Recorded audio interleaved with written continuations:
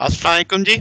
आज का लेक्चर हमारे पास है जिसमें हम देखेंगे कनेक्टेड रीजन्स क्या होते हैं। फिर कनेक्टेड रीजन्स को दो डेफिनेशन दो टाइप्स में देखा जाता है जिन्हें बोला जाता है सिंपली कनेक्टेड रीजन और मल्टीपल कनेक्टेड रीजन। फिर हम देखेंगे ग्रीन थ्योरम इन प्लेन क्या होता है। फिर हम कॉशी इंटीग्रल थ्योरम देखेंगे। फिर हम मोरेरा थ्योरम्स देखेंगे।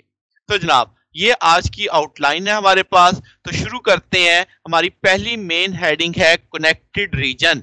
अगर आपके पास एक रीजन हो और उस रीजन में आप कोई से दो पॉइंट ले लो और उनको किसी कर्व के साथ आपस में मिला दो और रहे आप उस रीजन के अंदर ही, तो आप ऐसे रीजन को क्या नाम दोगे? कनेक्टेड रीजन दोगे। कि आप कोई से दो जो पॉइंट के हैं उस रीजन के, आप उन्हें कनेक्ट कर पाओ किसके जरिए? कर्व के साथ, जबकि रहना आपने उस रीजन के अंदर अंदर ही है। तो ऐसे रीजन को हम क्या नाम देने वाले हैं? ऐसे रीजन को हम नाम देंगे कनेक्टेड रीजन। अब कनेक्टेड रीजन को हम दो टाइप्स में लेके जाते हैं। पहला सिंपली कनेक्टेड रीजन।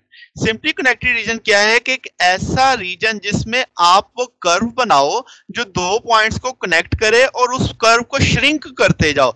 श्रिंक करते करते करते इतना छोटा कर दो कि उसमें एक पॉइंट पे आ जाए, तो रहना उस रीजन के अंदर ही है। तो ऐसा अगर मुमकिन हो तो वो रीजन कहलाएगा सिंपली कनेक्टेड रीजन। जैसे आप इस हिस्से में देख सकते हैं इस पार्ट में कि अगर आप कोई कर्व बनाओगे, उस कर्व को आप श्रिंक कर सकते हो और करते करते एक पॉइंट पर ले आओगे, तो वो आपके पास ये सिंपली कनेक्टेड रीजन की एक एग्जांपल हो जाएगी। फिर मल्टीपल कनेक्टेड रीजन्स क्या होंगे? कि एक ऐसा रीजन जिसमें आप कर्व को श्रिंक करते करते एक पॉइंट तक ना ले आ सको। यानी जैसे इस कर्व के अंदर, इस रीजन के अंदर एक होल दिख रहा है, आप इस कर्व को स्केड़ना शुरू करो, तंग करना शुरू करो, मगर आप उसको एक पॉइंट तक नहीं ला सकते।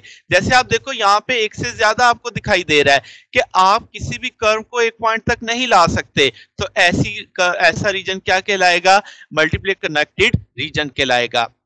तो जनाब अब आपको समझ आ गया कनेक्टेड रीजन किसे कहते हैं, सिंपली कनेक्टेड रीजन किसे बोलेंगे और मल्टीपली कनेक्टेड रीजन किसे बोलेंगे। अब जनाब ग्रीन थ्योरम क्या है?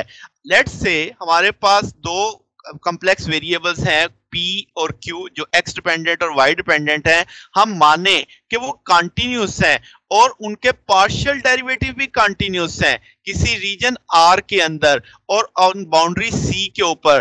फिर हम कैसे देखेंगे कि आपके पास px प्लस dx, हमने इसे क्लोज लाइन इंटीग्रल पे लिया है, देन आपके पास ये इक्विवेलेंट आएगा किसके? Partial p over partial y minus partial q over partial dx into D Y, यानी सरफेस पे जो आपके पास है वो उस पे। तो दोनों पे आपके पास ये फंक्शन क्या होंगे? कंटिन्यूअस, उनके पार्शियल डेरिवेटिव भी कंटिन्यूअस होंगे।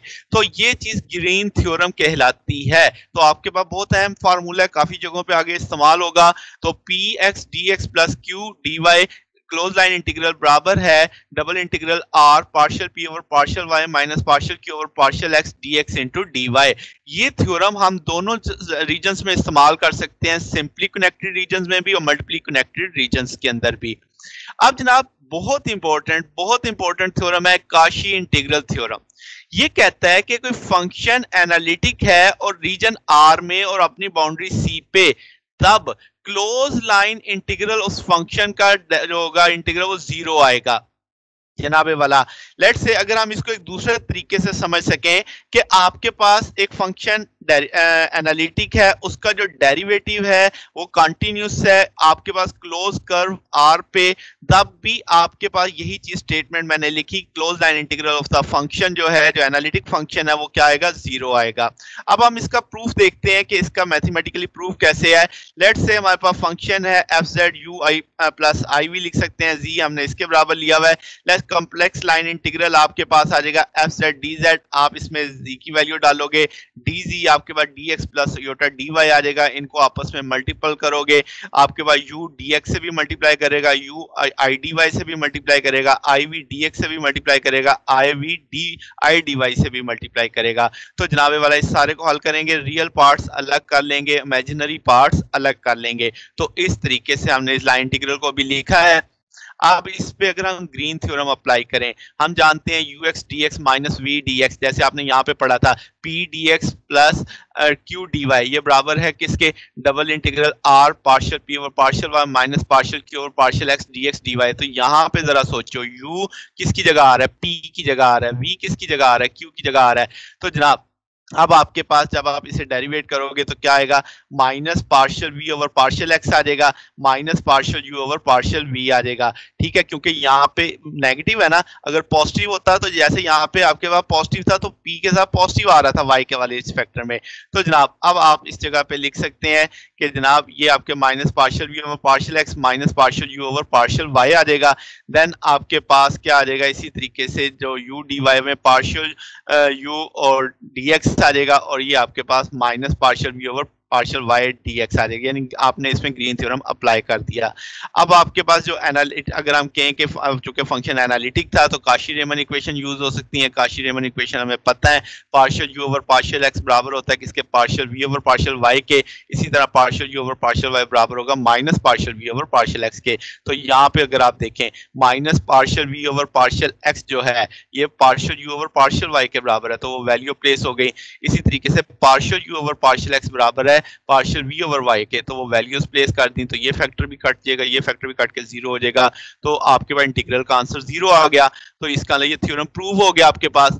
अब आपके पास ये थ्योरम भी जो है ये भी सिंपली और मल्टीपली कनेक्टेड दोनों पे लागू होता है, वैलिड होता है।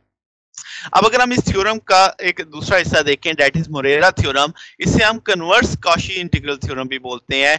ये कहता है कि अगर एफ जेड कंटिन्यूस है किसी रीजन आर के अंदर सिंपली कनेक्टेड रीजन में, तो आप कहोगे कि जो आपके पास एफ जेड है डी जेड जीरो है, तो आपके पास around every closed curve in R, यानी उस आर के अंदर जितनी भी आप क्लोज कर्व बनाएंगे हर एक के लिए एवरी, तो आपके पास ये चीज समझनी है, तो आपके पास एफ जेड होगा एनालिटिक इन आर में, तब हम उस फंक्शन को एनालिटिक मान लेंगे। तो इसे हम मल्टीपली कनेक्टेड रीजन्स पे भी अप्लाई कर सकते हैं।